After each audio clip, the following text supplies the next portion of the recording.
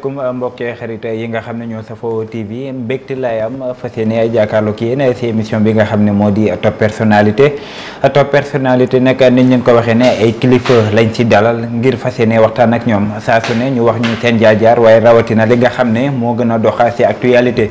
tey nag ki ñuy dalal du kenn ku dul Ali Kane buñ ko waxee mën nañ wax ne Wakaam ñëpp xam nañ ko it nag waaye nag bu ñu waxee si côté coutume xam nañ ko mais aussi tey si côté politique it lu mënti am dañuy wax Ali Kane beneen bi nga xam ne it moom la ñuy wax mooy ki ñu dalal saa su ne bu dëkk bi amee yëngatu wala nit yi jug wala ndaw ñi heure bu génnee xale yi dañ koy déggal fas yéene waxtaan ak moom tey nag Ali Kane moom lañ nar a seqanteeg moom waxtaan waaye nag war nañ waxtaan ak moom si point yu bëri ginnaaw gi ma leen nuyoo jaajëfal leen bu baax a baax Ali mbégte la ñuy am di la dalal comme niñ ko waxee ma bàyyi la ak ñi nga xam ne ñoo safoo TV nga nuyanteeg ñoom ngir ñu tàmbali waxtaan bi. salaamaaleykum wa rahmatullahi taala wa barakaatu. asalaamualeykum mbokki doomi aadama yi asalaamualeykum mbokki Sénégal waaye asalaamualeykum mbokki Wakaam maa ngi jox ñëpp seen wàcc waaye di ko dalee ci religieux yi muy collectif des imams et des oulémas di jox wàccuwaay ñi nga xamee ne ñoo ŋànk coutume bi waaye di jox wàccuwaay ñi nga xamee ne ñoom ñoo wàcc tey di jéem a def benn yëngatu ngir élection municipale yi incha allahu taala muy li waral waxtaan wi may gërëm OTV ak équipe am mais di gërëm képp ku may seetaan ak di ma dégg ci àdduna warngal képp incha allah di ñaan yàlla mu doon waxtaan bu ñu tàmbalee ci bismillahi rahmaani rahim mu jeexee ci alhamdulillahi rabbil alamin ak leeral ci li nga xamee ne moom la ñu ma woowee ci émission bi nga xamee ne tey mooy top personnalité asalaamaaleykum wa rahmatullah. jërëjëf dañ lay jaajëfal bu baax a baax ki nga xam ne moo di Ali Kane moom mi nga xam ne tey moom la ñu fas yéene waxtaanal Ali Kane moomee tey war nañu bëri ay points yoo xam ne moom la ñuy waxtaanee tey nag li ñu war a waxtaanee dëgg-dëgg dina bëri waaye nag war nañu waxtaanee Wakaam bi nga xam ne ñun ñëpp moom la ñu seq tey naam point war na bëri dëgg-dëgg waaye nag bu ñu waxee côté politique it liñ si war a wax dina bëri lool waaye si question bu njëkk bi nga xam ne saa su ne dañ koy wax mooy nit ki naam mënuñu tàmbaleeg moom waxtaan te waxuñu moom mooy kan naam niñ koy waxee ne saa su ne jafe na waaye nag bu ñu bëggoon xam autoportrait wala ndaw ñi nga xam ne ñi mel ni man xamuñu dëgg-dëgg kan mooy Ali Kane lan nga ñu mën a wax sa jaar-jaar. alhamdulilahi rabbil alamin loolu dañ ci mën a tontu di wax ne man may Ali Kane ci ñu gën ma ko miinee ci Wakaam mais suma carte d'identité nationale Alioune Badara Kane moo ci nekk. ma doon doomu Aminata Dione ak Papa Racine Kane di doomu Wakaam bokk ci commune bu Wakaam bi ma juddoo ba am 20 ans ma dugg ci armée nationale sénégalaise nekk ci def carrière active pendant 22 ans ma raccroché nekkaat ci ay activités yoo xamee ne c'est privé mais lépp ci luy jariñ askan wi di jariñ Wakaam tey ma doon doomu Wakaam toll ci situation boo xamee ne laaj na ñu def ci ay jéego ngir soppi laaj na ñu def ci ay jéego ngir leeral. jërëjëf dañ koy jaajëfal bu baax a baax si li nga xam ne moom la mooy fi ñu toll nii Wakaam bi nga xam ne jot na def ay leeral wala ay jéego naam dégg ngeen li nga xam ne moom la leen wax si autoportrait bi waaye Ali dañoo jékki-jékki ci bi nga jógee maanaam armée ak yooyu noonu ñu jékki-jékki nga sol say dàll ngay xeexal Wakaam tey naam war nañ waxtaanee si wàllum politique waaye si côté yu bëri lan moo tax engagement boobu noonu nga ne fi nga dëkk wala village bi nga xam ne moom nga nekk da nga leen di delloo la nga xam ne ñoom ñoo ko def si yow lan moo waral engagement boobu noonu. macha allah doyen Daouda Djigal. non bàyyi rek ma wax la doyen fi ñu toll nii moom fii moom bàyyi rek ma wax la doyen bi. macha allah man doomu aadama la. bu ñu yar ci ay concessions. ma doon citoyen. nekk citoyen boo xamee ne sama xel ak sama xalaat ak sama yéene. mooy lépp loo xamee ne doxalin la bu jaarul yoon. ma dem joxe ci sama xalaat joxe ci samay jéego ngir jubbante ko am ci. donc mu nekk ne tey Wakaam nekk ci benn crise mun naa ne benn guddi gu bët setagul. te li ko waral du lenn lu dul doxalin bu jaarul yoon. te doxalin bu jaarul yoon bu amee ci dëkk ñëpp waruñu ko seetaan. il faut mu am ay acteurs yoo xam ne ñooy wàcc sur le terrain.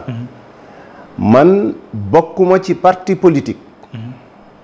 bokkuma ci ludul nekk doomu Wakaam ak doomu Wakaam yi bëgg redressement am ci sunu commune ak leneen lu mu ëmb mais lépp lu laal Wakaam daf may laal man. ni nga ko waxee ne doo bokkoo si ñi nga xam ne bokkoo si benn parti politique waaye tey naam waxtaan bi dinañ si dugg. mais mën nañ leen woowee comme politicien jamono gi est-ce que tey liñ la xamee respect biñ la jox naam tey mbubb wala étiquette bi nga xam ne moom la ñuy coller politiciens yi tey boo demee ba dugg si lii nii est-ce que nekkul ne mënuñu laa coller même étiquette bi mooy seeni wax day deñ wala it nag seeni promesse day deñ wala bu ñu amee wala bu ñuy wut li ñuy am rek après seen li day changer maanaam dëgg-dëgg dañ naan comme ni nga ko waxee ne Wakaam moo la yitteel waaye bis. tey boo xam ne yéen bokk ngeen si ñi falu boobaa seeni bopp ngeen di njëkkatal. aouzu billahi min ashaitan rajim yàlla nañu yàlla musal ci loolu. mais loolu man li am jarul na ay si defal ndànk Baye Daouda doon na li nga xam ne politiciens yi moom lañ leen di wax Baye Daouda man ni ma yàlla bindee su may deew damay ko su may faatu dama ko yóbbaale képp ku ma xam ma ci du ma wax nit lu may wàqiwaat te du ma ànd ak kuy wax di wàqi man lépp loo xamee ne dama ciy dugg suma àdduna dama ciy dugg ci conviction yu leer. mais àndandoo day waale. man loolu du ma wàll parce que sama deret lay daw. mais ñi doon wax lii bëri nañ waaye bi ñu gisee ñu laalante politiciens yi seeni kàddu méngoowul ak seeni jëfin. Baye Daouda nit day gëm boppam mbaa muy weddi boppam. nit dafa am loo xam ne buñ koy xaar ci moom même buñ ko yeewee xaaju guddi dañ ko war a gis ci moom. mu nekk ne Wakaam dañu nekk ci benn malgestion bu commune. commune bu doxul. ñu ne feebaru commune la ñu am. moom moo motiver nit ñi ñu ne dañuy génn pour jéem a def benn redressement. malgestion c'est-à-dire ñi nga xam ne xamuñu lan am na ku fi ne di doxal di liggéey la moo tax tey ngeen ne malgestion dafa am. pour muy leer depuis honorable feu maire Biram Ndiaye wàccee ci commune bi Samba Bathily Diallo jël wàcc Djibril Ndoye Thié jël. Samba Bathily jëlaat ba tey Wakaam amul dara lu fi yokku amul dara lu fi soppeeku. bàyyi di wax loolu nag mënoo doon politicien wala tey dugg nga ci langue gi moo tax ngay nit ki loo ko bañ danga koy sedd li mu def ku mel ni Samba Bathily Diallo le maire de Wakaam dégg ngeen say kàddoom nee na Wakaam lépp lu fi baax moom moo ko fi def tey boo ñëwee ne defu fi dara lu baax day mel ni ne da ngeen dëgg ci campagne da nga koy nangul li mu def. lépp lu fi baax moo ko def. ay kàddoom la. man ci sama gis-gis ak samay jàngat li mu defal boppam yépp baax na. c'est-à-dire li mu defal boppam yépp. li mu defal boppam yépp mooy tey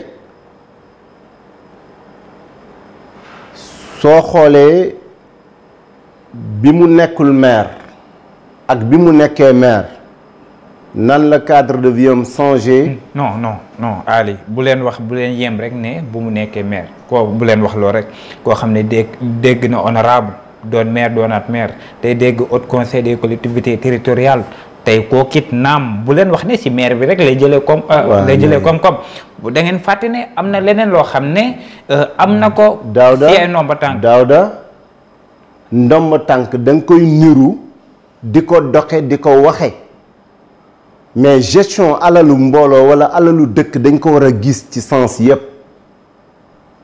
man gisuma ko yow mii gisuloo ko. non neel yow gisoo ko bul wax man gisuma ko yow gisoo ko man gisuma ko yow gisuloo ko. la moo tax nga ne man gisuma ko. c'est parce que du côté infrastructure amul dara lu changé ci dëkk bi du benn équipement boo xamee ne sportif la wala santé bu référent wala réalisation urbanisme wala quoi que ce soit dara changé wul depuis 15 ans ou 14 ans dara changé wul ci dëkk bi sinon sax même tali yi dañu feebar tali yi sax dañu feebar oto yi ci daw da ngay dem ba sa ndigg bëgg a kërëj boo wàccee ci tali bi da ngay fudd doxul. donc da ngaa jàpp ne le bilan. zéro. Samba Bathily Diallo zéro. mais bul wax au moins. am na zéro. man citoyen la. ak li mu def président commune Ouakam zéro. koo xam ne toog na toog. zéro. da ngaa bokk si plus zéro égale zéro. kon da ngaa bokk si ñi. zéro. da ngaa bokk si ñi di wax ne. zéro. da ngaa bokk si ñii di wax ne Samba dafay war a jóge. mais yàgg na moom bokkul ci course bi c'est-à-dire moom population bi yépp dañ ko war a voter sanction.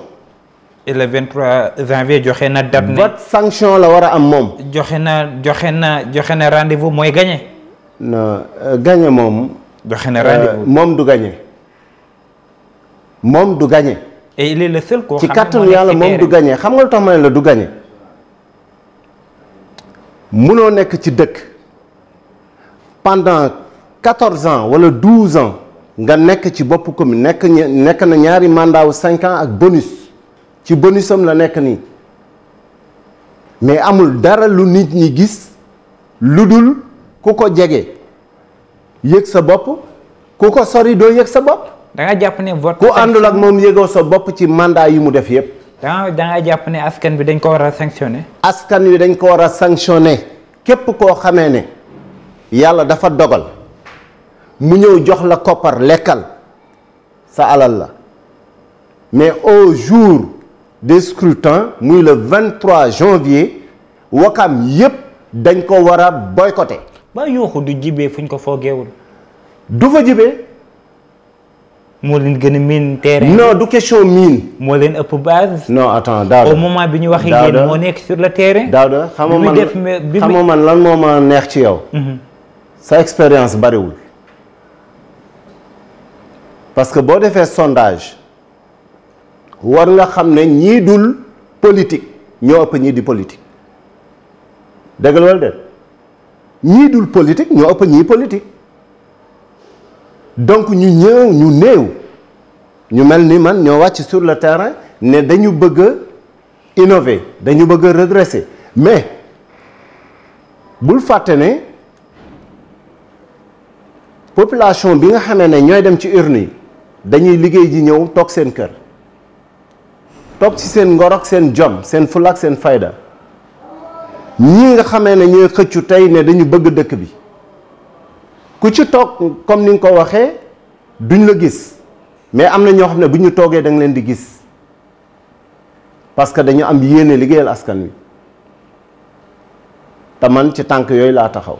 si tànk yooyu nga taxaw. waaw ñu gis tey ngeen jugoon kay booloo teg benn cadre boo xam ne moom la nit yi doon wax ne Simco naam nuñ koy waxee ne moom seen cadre boobu noonu. dëgg-dëgg mën nañu wax ne bu nekkoon doom dañ naan morne la ndax fi mu jógee ak fi mu daanoo benn la askan bi amoon si yéen yaakaar fourage ni déem ñu foogoon ne da ngeen di booloo comme ni ngeen koy waxee ne dans l'intérêt de Wakam moo leen tax a jóg nekkate yow yéen ña fa nekk ñëpp si intérêt Wakam taxu leen jóg seen Simco bi lan moo ko tas lan moo nekkoon début bi ba ngeen koy sos ba tey lan moo ko tas. alhamdulilah Daouda, Simco benn woote la woon maanaam woote mbooloo boole doomi Wakam yépp ngir am benn candidat mu regrouper ay parti ak ay mouvement ak ay personnes ressources man présenté wu ma comme parti ni comme mouvement mais personne ressource laa ci taxawee personne ressource ngir lan ngir doomu Wakam la war naa dem yóbbu sama taxawaay sama jàngat ak xool lan la ñuy waajal Wakam ma ñëw adhéré ci mbooloo Simco ñuy waxtaan di seet ay yoon yi ñuy jaar pour mën a déggoo Simco nekk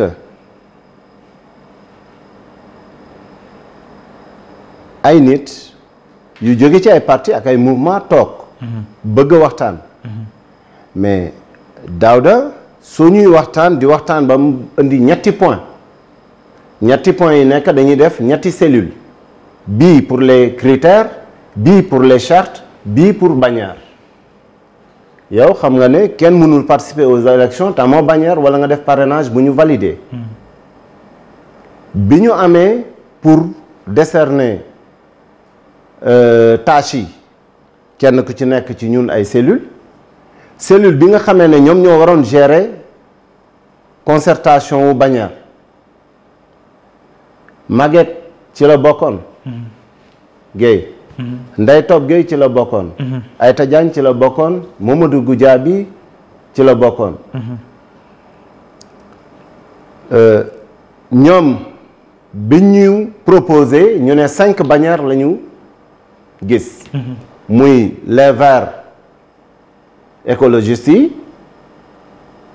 parce que Baye Ngala Diagne moo ko proposé Gëm sa bopp avec Bougane Gueye Dany Benno Bokk Yaakaar Yewwi Askan Wi ak République des valeurs Thierno Alassane Sall ñoom ñu dem après concertation Goudiaby Ndeye Top Gueye Maguette surtout Maguette moom moo gën a défendre idée wu jël Yewwi Askan Wi ña fa teewoon yow jour boobu ñëw nga def reportage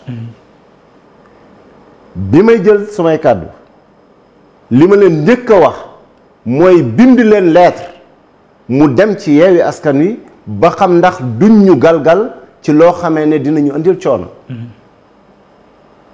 ñu ne loolu xalaat la ñu ne monsieur Goudiaby rédiger leen lettre adressé ko seen permanence pour leader yi jot ci Touba ñëw ñu ne nañ dem màggalu Touba ñëw bi ñu demee màggalu Touba ñëw le premier vendredi Yewwi Askan Wi yónnee ay bureau ñu structuré ko mu war a am ay coordonnateur avant ñoom seen bureau di ñëw fekkoon na ñun amoon nañ bureau bu ñu defoon bu restreint Goudiaby Maguette ak Ndeye Top ak Aïta Diagne ñoo ci nekkoon les personnes yi doon coordonné mais man mënuma comprendre yow ñu jox la tâche ci benn cellule nga war a programmer waat beneen réunion ci biir li ñu yaa ngi biir réunion. non dégguma la c'est-à-dire. ma ne yéen bi ngeen nekkee ñi ngeen dénk liggéey bi dañoo génn foofu noonu programme benn réunion. non pour muy leer. man moom day leer nañ.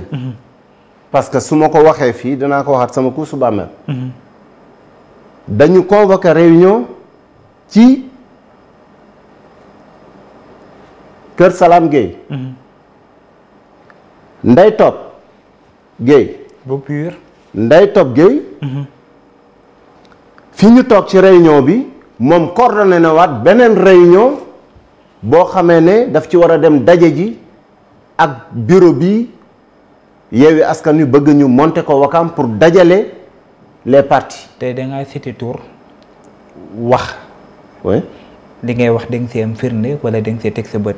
mais parce que looloo am moom moo ko waxaat moom ci làmmiñam moo ne moom moo coordonné réunion parallèle bi am këram jóge ci ñun dem ci réunion boobu. pour monter bureau. lan moo ko undu. parti moo leen tënk. parti moo leen tënk. parti moo leen tënk c'est-à-dire moom dafa bokk ci benn parti. muy PUR nekk ci benn coalition muy Yewwi Askan Wi. Yewwi Askan Wi bi mu nekk dafa nekk ak yeneen i naataangoom yu tënku ci Yewwi Askan Wi ñun ñu nekk réunion pour préparer sunu directoire de campagne. ak perspective yi nga xamee ne moo nekkoon en vue tel que def suñuy proximité ci dëkk bi ak yooyu parce que dañ ne woon dañuy wàcc ci dëkk bi doog a ñëw toog di wax affaire candidat. mais bannière moo ñu galgal. ci ñenn ñi mais galgalul ñenn ñi parce que ñoom ñoo ne APR duñ ko jël. Benno Bokk Yaakaar. Benno Bokk Yaakaar duñ ko jël. tout ce qui est gouvernement duñ ko jël. bannière bu amul doole duñ ko laal. ñu ne donc bannière yu Yewwi Askan Wi rek moo fi nekk doon loo xamee ne mën nañ ko dem jël mais buñ ne nañ bind pour que buñ ñu teg benn condition par rapport ak sunu choix wu candidat parce que ñun dañu waxoon ne candidat bi day doon Wakamwa quoi qu'il en soit Wakamwa la ñuy jël mu nekk candidat wu Simco. ok bi nga xamee ne nekk nañ ci loolu di waxtaan mais waxtaan boo xamee ne ñoom bi ñu demee après dañ ne dafay am adhésion ñenn ñi nga nekk xam ne dañ nekk ci yeneen parti ak ñi nga xamee ne seen mouvement accepté wuñ pour adhérer ñu waxtaan déggoo mënul am quelques personnes génn Maguette ci boppam génn dem pour ànd ak Assane Ba. non Maguette génnul nee na yéen a génn. Maguette moo génn Simco existe jusqu'à présent Simco. et bu ñu waxee Simco da nga naan. Maguette Gueye non c'est pas Maguette Gueye. Simco c'est l'ensemble. ñooñu bokk non attends non Maguette il n'est pas Simco. Ali ak lu mënti am boo waxee Ndeye Top wax Maguette mën nañ wax ne bokk nañ ci base li ñu sosee Simco. attends dañ doon dem ci ay nit ñeneen di dem ci ay nit. mais c'est-à-dire dañu woote bi dafa jub dañ ne appel à l'unité pour choisir un candidat pour Ouakam pour éviter les listes parallèles et autres les candidats indépendants dañ ko doon bëgg a éviter mais Simco demeure. nan la bu nekkee ne Simco dafa demeurer. oui. si biir Simco si boppam. ñu ne Maguette Gueye. nekkatu fa. exemple. El Hadj Gueye ñëw na. dem si Bougane. Assane Ba ñëw na benn yoon. dem si wàllu. Séga Dia ñëw na ànd ak Thierno Alassane Sall. République des valeurs. Aziz Gueye génn na dem ak yoon na moom ak day topp. léegi Simco nan la mën a exister foofu noonu bu nekkee ne tey ñooñu ñëpp maanaam bu ñu waxee majorité bi ñooñu ñëpp génn nañ wala ñii ñoo ko sax ñooñu génn nañ nan la Simco ba tey exister bu nekkee ne ñii dañu woote ne ñoom moom Simco yéen ngeen koy woote donc Simco amatul. Daouda man dama leen doon wax ni Simco day des Simco day nekk dañu dem jël bannière u Yewwi Askan Wi amul kenn kuy dem compétition te amoo bannière foog nga am ko mais du bannière bi en question moom mooy battre campagne dafa nekkoon 14 Assane Ba génn comme ni nga ko waxee mu des 13 plus des mouvements gis nga ñoom ba nga waxee ne génn nañ li dugg moo ëpp li génn. lan moo dugg. mais actuellement. fi ñu toll nii. actuellement on est à en tout 20 cellules de partis et mouvements et personnes ressources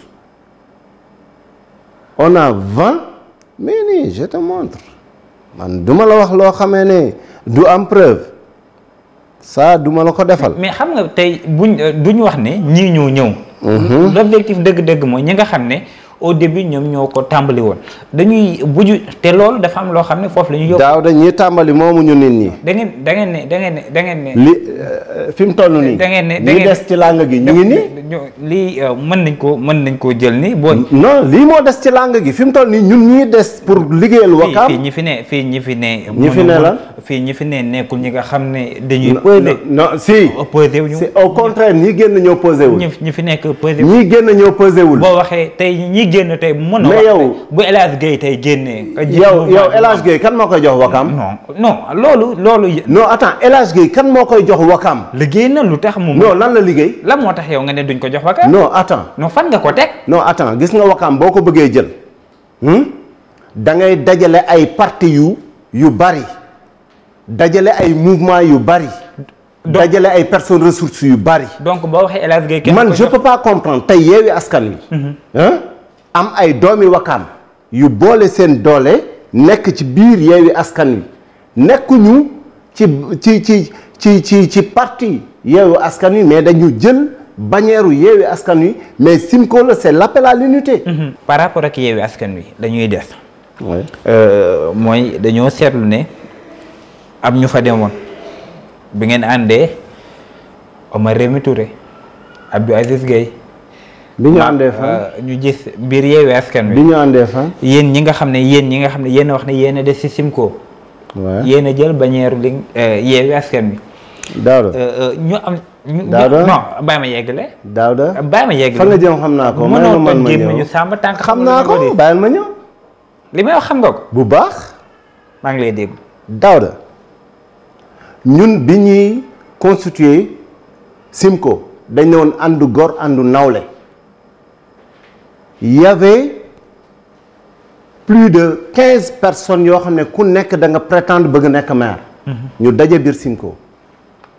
ñu ne bu ñu demee ba toll ci appel candidature à la candidature dañuy teg suñuy ego nële dugal challenge Wakaam moo ñu ñor moo ñu tax a jóg waa mais su fekkee ne nekk nañ ci liggéey boobu mu nekk ne liggéey bi dafa am benn groupe boo xamee ne ñooy groupe investiture ñoo war a recevoir les candidats une à une waxtaan ak ñoom selon critères yi ñu soxla ci groupe bi nga xamee ne dafa war a liggéeyal Wakaam su fekkee ne ci kàttanu yàlla dafa dogal ñun ñu nekk ci benn doxalin boo xamee ne dañ war a tey jàngat liggéey bi mais bu fekkee ne dañ ne bu ñu demee ba entendre ñëpp dañuy def PV bi yéegal ko ci kaw pour les leaders. ndax mënoo leen woon juboo looloo tax ñu yéegal PV bi. lii sart non attends mënu leen juboo amul foofu. déedéet je regrette. non objection boobu ànduma ci parce que maa ngi doon toog. non bàyyi ma wax la ñàkk déggoo amul. non bàyyi ma wax la. ñàkk déggoo amul bàyyi ma wax la. aywa dama lay wax li nga xam ne sart Yewwi Askan Wi moom la wax mooy sart ba la mu wax tey mooy ña nga xam ne ñoo nekk ci gox ba bu ñu juboo ba ne kii mooy seen candidat boobaa kooku lañ koy àndal mais tey yéen ñii àndoon problème mu égo li xewoon Simco moo xew ci biir Yewwi Askan Wi ba ngeen am 14 candidats. non boobu duñ ko tuddee égo. ba ngeen am 14 candidats attends loolu man damay jàpp ne au contraire sax lu baax la daje ci mbooloo. kenn ku ci nekk am ambition apporter. non loolu kay baaxul. si baax na ñàkk baax na xam nga lan moo baaxul. xam nga lan moo baaxul. un El Hadj Gueye bu ne day demal boppam moom rek. dafa gëm boppam dajale. liggéey na li non mais dafa gëm boppam. dafa gëm ñu suñu bopp. dafa gëm ñoo ko gën a gëm suñu bopp. dafa gëm boppam mënte weesu mu dem jëli ji bañeeru gëm sa bopp. non attends attends bëgguma ñun ñoo ko gën a gëm suñu bopp fuuf. gëm boppam moo tax mu demal boppam ñoo ko gën a gëm suñu bopp fuuf. ñun ñii dajale 23 cellules mu doon ay parti mouvement ak personne ressource fépp too dugg ci biir Wakaam am nañ benn cellule bu fa jóge ngir ñëw wuyu si woote appel à l'unité. si unité boobu la ñuy ñëw xam naa ne. dañuy dugg dëgg-dëgg li nga xam ne moo waral coole. naam buñ ko waxee si biir Yewwi Askan Wi candidat yi fa nekkoon bëri nañ waaye si dernière minute wala nag bi ñu waxee ne dañoo war a déposer liste yi ñu ne Omar Rémy Touré moom la ñu désigné comme candidat la ci gën a doy waar nag bi ñu gisee Omar Rémy Touré document bi génn Pastef lañ def te Pastef ñun ñëpp ñu xam ne Abdou Karim Diallo El Hadj Malick Gueye ak Mamadou Goudiaby ñoo doon jongante bala nga xam ne décision yi mujjee jël mooy Abdou Karim Diallo mooy doon candidat wu Pastef dernière minute. ñu gis Omar Rémy Touré moo doon candidat wu Pastef. loolu tey lan mani yow da nga fekkee fu ñu waxee ne Abdou Karim Diallo mooy nekk. candidat wu Simko. non waxuñu la candidat wu Simko. waxuñu la candidat wu Simko. wala Pastef non wala Pastef yow da nga fekk fu ñu koy waxtaanee. ba ñu def seen investiture. ma ne ndax da nga fekk fu ñu koy waxtaanee. bi ñu def seen investiture. Daouda loolu man maa la ci mën a wax lu leer lu mel ni midi. non taxal nag ma wax la leen. non man maa la ci wax lu leer pardon taxal ma wax la leen li ngeen war a lijjanti mooy yéen nan ngeen def tey amoo leen carte Pastef mosoo leen bokk Pastef mosuñu leen dégg ngeen wax Sonko mosuñoo gis ngeen am benn boobu boo leen wax la Daouda charte adhésion yi nga xamee ne moom la ñu signé ak Yewwi Askan Wi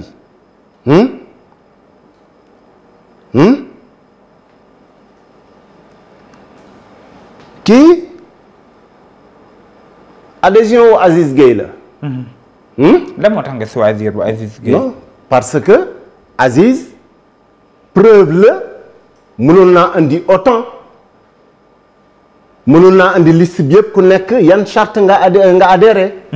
te dañu ne adhésion égale dignité maanaam dañu ne bu ñu adhéré ci biir coalition Yewwi Askan bi ñun ak ñi nga xamee ne ñoom ñoo ko sos ñoo bokk yam. loolu la ñu wax. bu ñu waxee égale dignité ceci veut dire que yow ak Abdou Karim Diallo yéen a yam.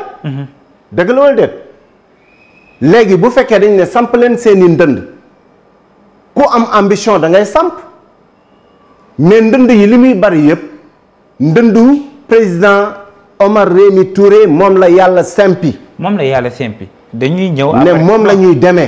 parce que ñun ñoo ne woon ku ñu jël moom la ñuy àndal. dina ñëw si Omar Rémy Touré. vas-y si li ma bëgg ñëw. aywa mooy Pastef dafa am lum ñu doon jaay. liñ ñu doon wax. lan la leen doon jaay. non da may déglu tuuti rek. ma ñëw yegg si foofu. dañuy changer système bi maanaam tey bu ñu ne gox bu ne dañ leen yéen booloo leen ngeen tànn kan mooy doon seen candidat. waaw biir Pastef laa la wax si boppam bi ñu booloo. naam coo am na dem dikk am na si ni ma la ko waxee woon sànq sa njorteel ba mooy El Hadj Malick Gueye Mamadou Goudiaby ak Abdou Karim Diallo ñoo doon xëccoo. li ñu gis mooy ci dernière minute Abdou Karim Diallo la ndax ki nga xam ne moo di Mamadou Goudiaby dem na ba retirer li nga xam ne mooy candidature am El Hadj Malick Gueye dem na ba mujjee moom it dellu ci ginnaaw ba ñépp ne Abdou Karim Diallo mooy candidat wu Pastef mais dafa am lu ma jaaxal mooy bés bi nga xam ne la ñu war a déposer liste yi yéen wala it Omar Rémy Touré mësuñu koo fekk foo xam ne nii bokk na ci Pastef amul programme Pastef bu ñu def ci Wakaam ba mu ñëw biñ leen di désigner ngeen doon candidat mais li ñu jaaxal mooy dañoo gis ci liste bi dañ ne Omar Rémy Touré parti Pastef te mosoo leen bokk Pastef loolu nan la mën a demee. Daouda. réunion minuit li fi xew wax leen ko nit yi. xam nga sooy wax ni day mel ni da nga xam te xamoo dara. non mais li ma wax moom mënoo ko wér. non dama koy dindi ba mu set wecc tegal la lu leer naññ. mën nga maa génne. dama lay génne loolu ba mu set wecc ma tegal la lu leer naññ. mën nga maa génne Omar Rémy Touré bokk na Pastef. dama ne la. non mën nga ma ko génne dama ne la Omar Rémy Touré. fan la bokkee Pastef déglu ma Omar Rémy Touré bokkul Pastef. yaa ma dégg non déglu ma. léegi au nom de d'une quoi manière attends déglu ma Omar Rémy Touré dafa adhéré biir Simco. yaa ma dégg étant yor mouvement bi nga xamee ne dañuy demander adhésion ci biir Yewwi Askan Wi moom mu porté wu garant volontaire pour adhérer avec tous ces risques benn ñaareel bi structure Yewwi Askan Wi c'est des leadership yu daje am na kenn ku ci nekk tâche bu ñu la jox pour nga koy gérer yaa may dégg le dernier mot revenez au président Sonko est-ce que yaa may dégg mais yow tey booy yónni sa ndaw doo ko yónni ci sa tur. non oui. non booy yónni sa ndaw da nga koy yónni ci sa tur. Ali. donc attends may ma non yaa may déglu. yaa may déglu non il faut nga déglu. non waxal. Omar Rémy. il a été choisi d'une manière honnête légitime légale et accepté par tout le groupe. xam nga. il est accepté par tout le monde. xam nga non. ñi nga xamee ne ñoo attends ñiy génn dem seen choix personnel la. Ali. keneen ku dem sa choix personnel la. Ali xam nga. mais ñun ñii desoon. non Ali. ñu ngi fa. non wuyu ma. question bi jarul nga koy tourner. non am na tourner non am na wax joo xam ne boo ko waxee ci boppam yow rek en personne war nga toog ko ree sa bopp. déedéet. li ma la wax xam pour nga lan non xam nga li ma bëgg a xam. non lan laa ree sama bopp xam nga lan moo tax. Daouda dama ne la. xam nga non. Omar Rémy légitimité la am ci biir coalition wu Yewwi Askan Wi. noonu la ko amee ci biir Pastef noonu la ko amee ci candidat yépp parce que égale dignité la ñu wax. waxuma ci Yewwi Askan Wi. Pastef sax daf ci bokk. mën nga maa génne carte. ma ne bu de xam nga lan la ci bokkee. xam nga lan la ci bokkee xam nga lan la ci bokkee. non defal ndànk attends déglu ma adhésion. dafa am mën nga maa génne carte Pastef déglu ma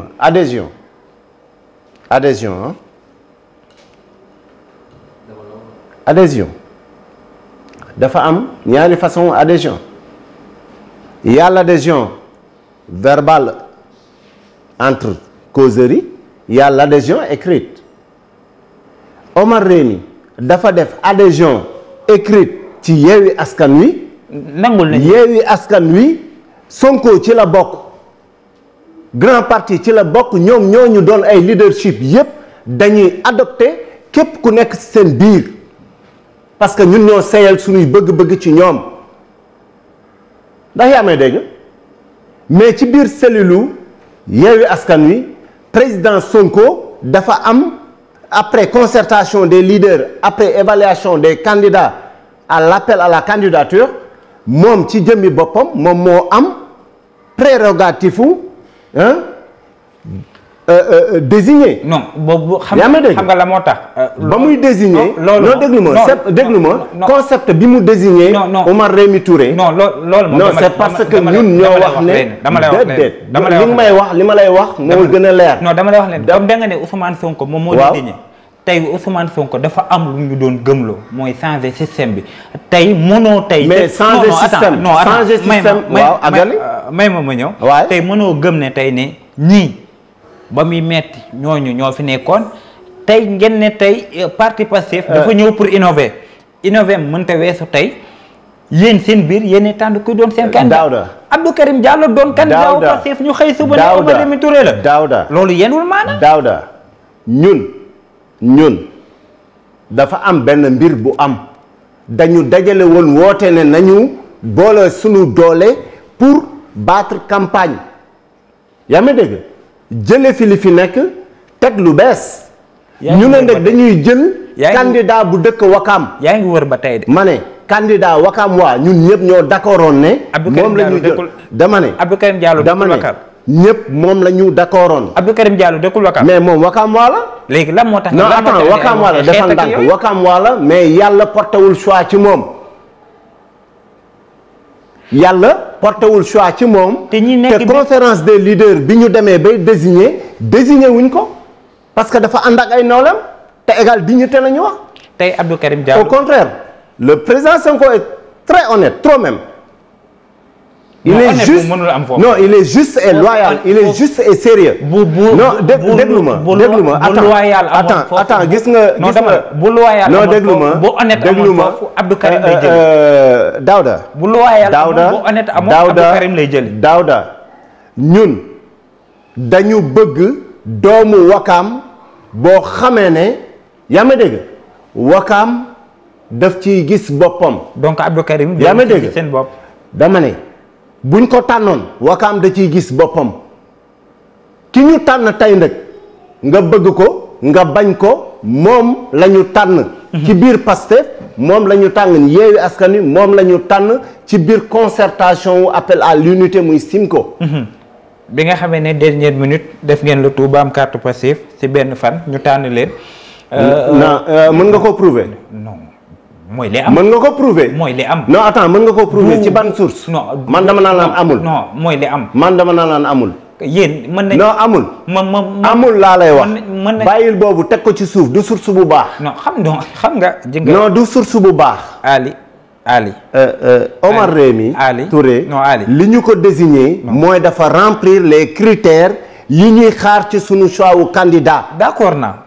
bon génneel ma carte nga teg nële. non dama lay wax rek. d'accord naa si Yewwi Askan Wi. mais si lenn laa d'accordul. lan nga d'accord. lenn laa d'accord. lan mooy tey wax naa la sànq ba tey. wax naa la ko sànq ba tey mooy waa Pastef candidat wu Pastef bi nga xam ne moom la doon te mësul bokk Pastef dafa am si loo xam ne moom lañ dem naam temps bi ñoom moo koy signaler. si li nga xam ne moom la ñu wax mooy biñ ko tànnee gis nañ ku mel ni Aziz Gueye génn. biñ ko tànnee gis nañ waa Pastef génnee seen communiqué ne ànduñoo ki nga xam ne moo di Omar Rémy Touré biñ ko tànnee gis nañ ne Ndeye Top mi bokk PUR génn moom it ne àndu si tey dëgg-dëgg bi ngeen di dugg booloo taxoon wala doole ngeen doon wër mais tey bu ñett ñooñu génnee ndax doo leen gën a neex li ngeen di wut doo leen ko am. au contraire dañu gën a am doole dañu gën a am doole parce que ñoom ñooñu dem. ñoom ñoo ñu dem. par la grâce de Dieu. yàqul ci liggéey bi dara seen dem seeni volonté personnelle la c'est-à-dire képp koo xamee ne duggoon nga appel à l'unité nga génn sa bëgg-bëggu bopp moo la génnee mais pas Wakaam du Wakaam moo leen intéressé. Aziz Gueye El Hadj Gueye Baye Ngala Ndeye Top Maguette ñoom ñëpp seeni bëggu bopp moo leen génne. bu leen Wakaam intéressé woon nu ñuy def. dañuy toog ci biir Simko mu neex mu naqari dañuy toog parce que dañoo waxoon àndu nawle àndu gor bu ñu demee ba désigner kenn ñu ànd ak moom liggéey. la moo tax ñoom nanguñu Omar jiite leen. mais ñoom bu ñu nanguwul Omar jiite leen est-ce que ñoom bu ñu leen taboon dinañ bëgg ku leen critiquer daaw de lépp loo xamee ne buñ ko joxee nit nga ko koy iñaane buñ la ko joxoon est-ce que bëgg nga ñu la koy iñaane c'est-à-dire question de bëgg-bëggu seeni nit lañu ak ñi ñu àndal. mais tey communiqué wu. te du ñu am dara. communiqué wu Pastef. du ñu am dara. comme doon ngeen dernière minute candidat wu Pastef tey waa Pastef yi ñi nga xam ne ñii ñooy Pastef wu légitime ñi nga xam ne ñii wóor na leen ñoom ñu génn seen communiqué ne lii ànduñu si ba tey ñëpp reprendre ko ba ñoom ñuy tiré si Ousmane Sonko ndax loolu it. tey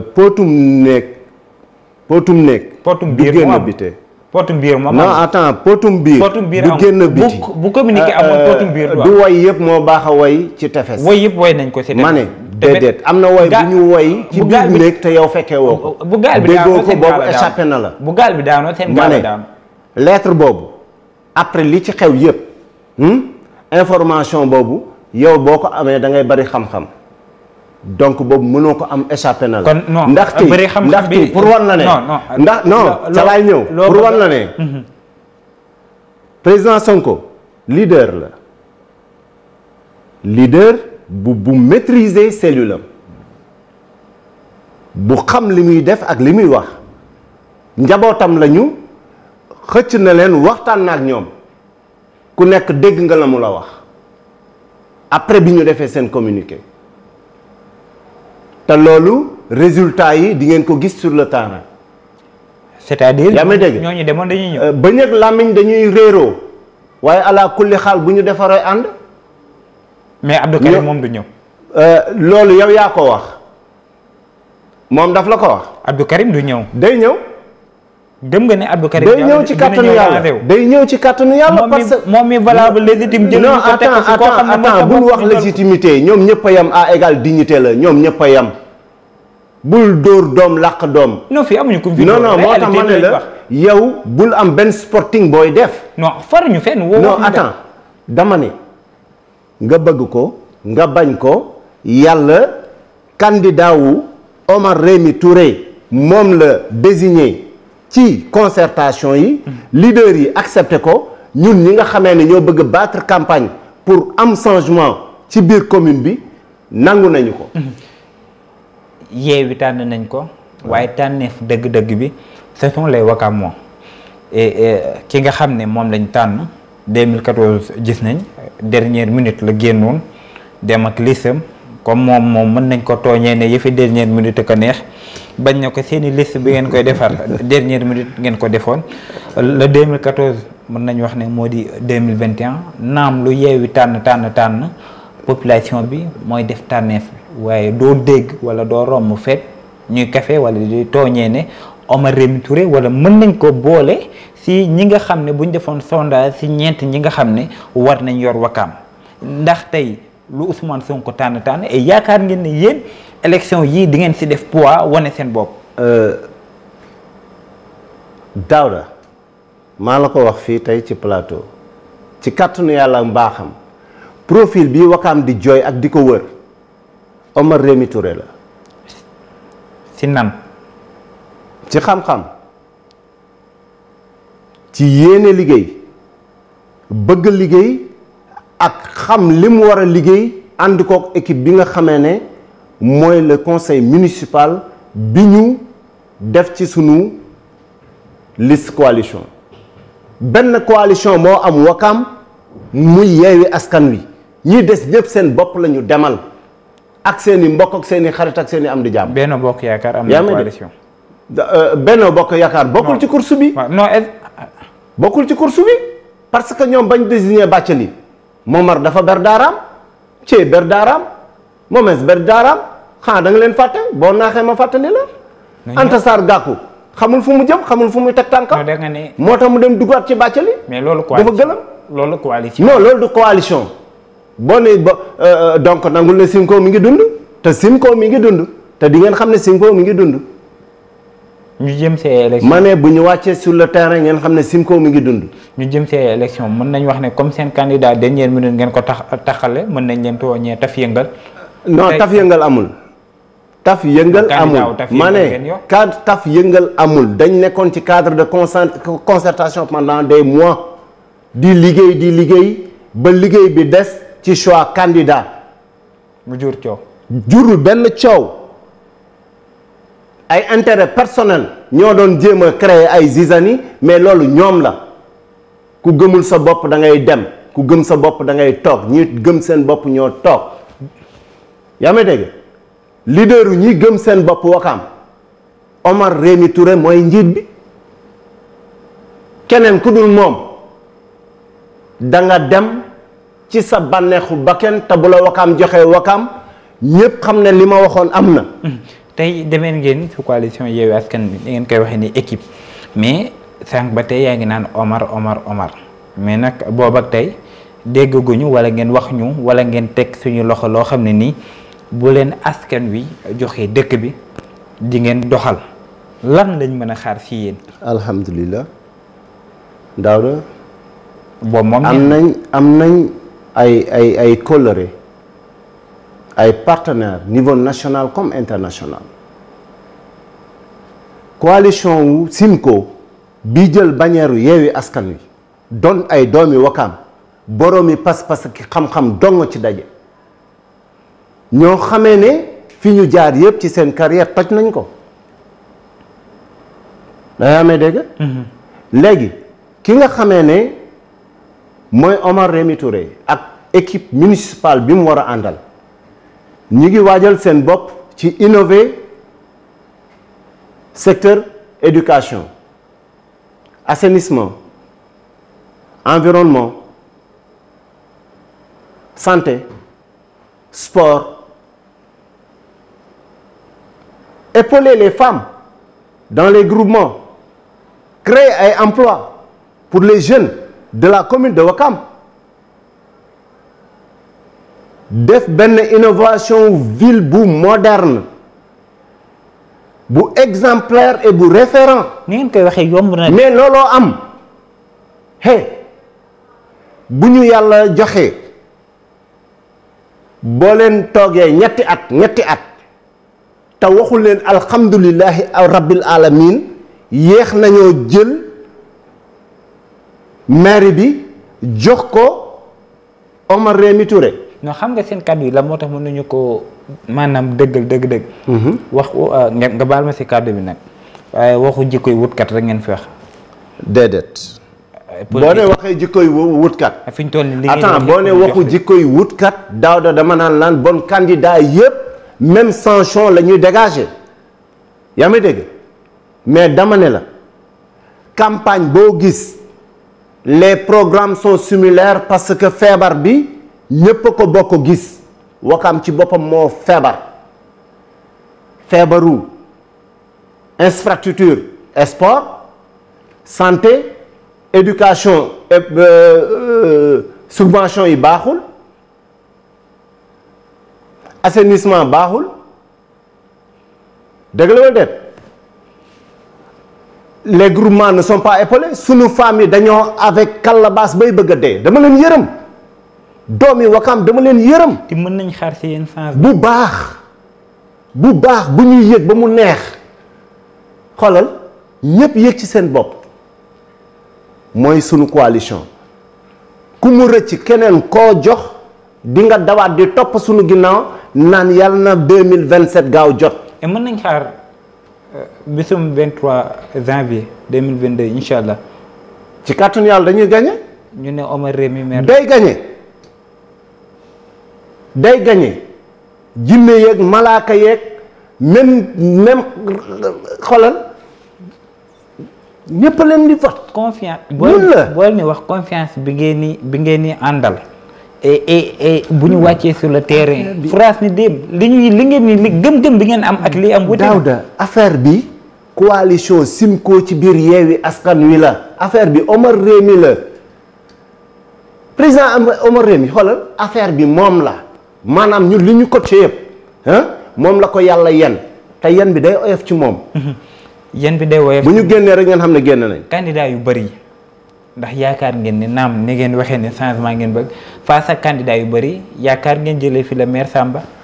Daouda 2014 nga wax bi président Omar Rémy participé ci élection yi dernière minute ñu rof ko ay galgal ci bureau. De vote yi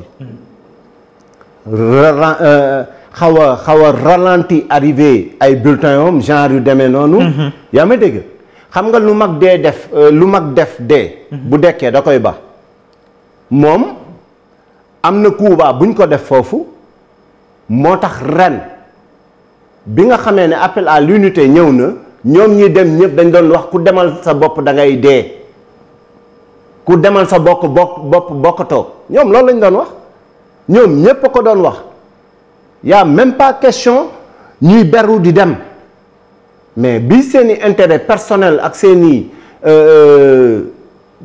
ego ñàkk tegee fële pour ñu jël ko yenu ko moo tax ñu dem léegi nag candidat Omar Rémy en 2023 c'est le bon choix 2022 ma ne 2022 c'est le bon choix xam nga bu ma lay wax 2023 loolu mooy man jéggi naa ay affaire u élection wees naa ko maa ngi ci programme bi. weesu ngeen gagné da ngeen di dox. non maa ngi ci programme bi.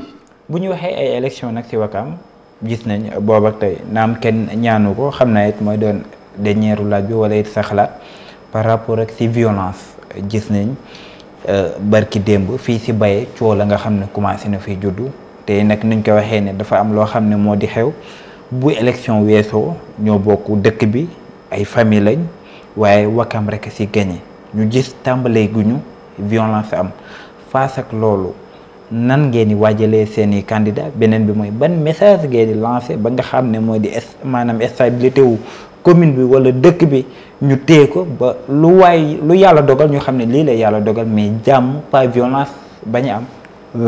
question bu am solo mun naa ne foofu sax nga waroon njëkkee mais comme que fii la ñëwee fii lay neexee ma wax la ci tuuti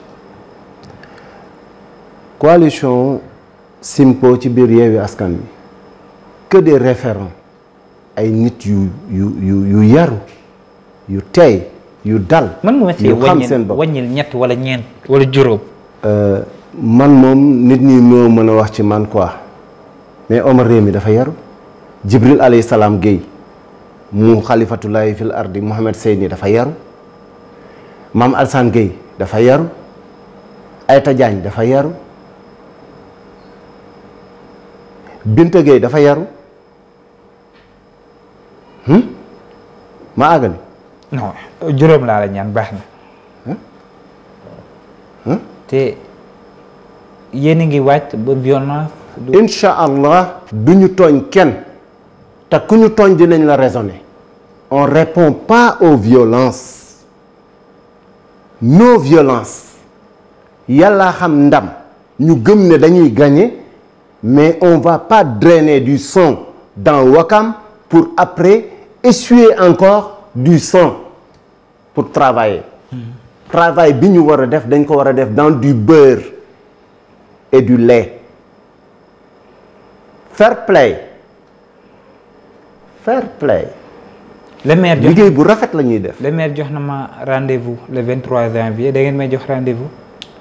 man askanu Wakam laa koy jox parce que xare bi may xare Wakam la ragal féete day xañ a wërsëg te nangalu dogalu yàlla day noppal borom yàlla moo dogal ne tey dañu war a battre campagne dañ koy battre d'une manière référente. Histoire locale dans Wakam ñun ñoo koy innover ci élégance ci respect ci doxalin bu classique c'est-à-dire politique bu amul fenn campagne bu amul fenn ci ñun ngeen koy gisee maa la wax lii. jërëjëf kàddu gu mujj gi lan lay doon. alhamdulilah di woo di ñaan carte képp koo xamee ne day résider ci commune bu Wakam ñoo ngi leen di ñaan seen carte ñun coalition appel à l'unité pour Wakam muy Simko jël bannière Yewwi Askan Wi bannière Yewwi Askan Wi la ñu jël mais doomi Wakam ñoo nekk ci biir Simko ngir dem ci élection yi ñoo ngi ñaan population Wakam waa ñu jox ñu seen confiance jox ñu également demande bi nga xamee ne moom la ñu soxla ci ñun ñu apporter ko dans de très excellent réalisation dañu bëgg liggéey Wakam liggéey ko liggéey bu mucc ay ba àdduna yëpp xam ne Wakam ci communes yi dàq la bokk.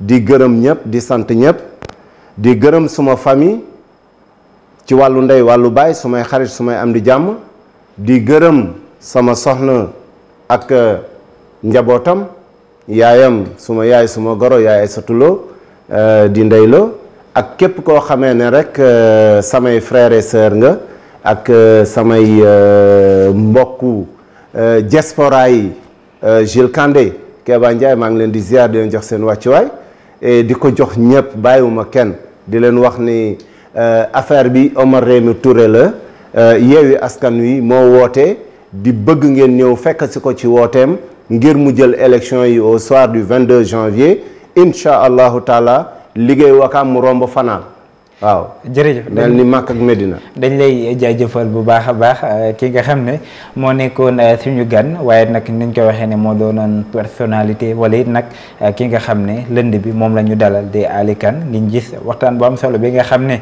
seq nañ ko naam parfois nag foog ma sànni leen xeer ngir gars yi gën a expliquer waaye nag Wakaam waay comprendre wala ñi nga xam ne ñoo safoo OTV kenn ku ne comprendre li xew dañ lay jaajëfal bu baax a baax jaajëfal ñi nga xam ne ñoo toogoon ñëpp di ñu toog di ñu seetaan mais aussi les techniciens ku mel ni Cheikh ñoo ngi koy jaajëfal ku mel ni Papa ñoo ngi koy jaajëfal am na it nag kenn koo xam ne moo nekk sa ginnaaw kooku moom maay ñaan tur bi maa ngi koy jaajëfal bu baax a baax ngir toppatoo ba am solo bi nga xam ne defal nañu ko si émission bi ni muy dawee dañ lay jaajëfal baax a baax di leen jox rendez-vous lundi incha allah ak beneen gan wala it beneen koo xam ne beneen personnalité à ne pas rater 21h OTV suñu yëf la jërë ngeen jëf ñoo ngi leen di jaajëfal bu baax a baax.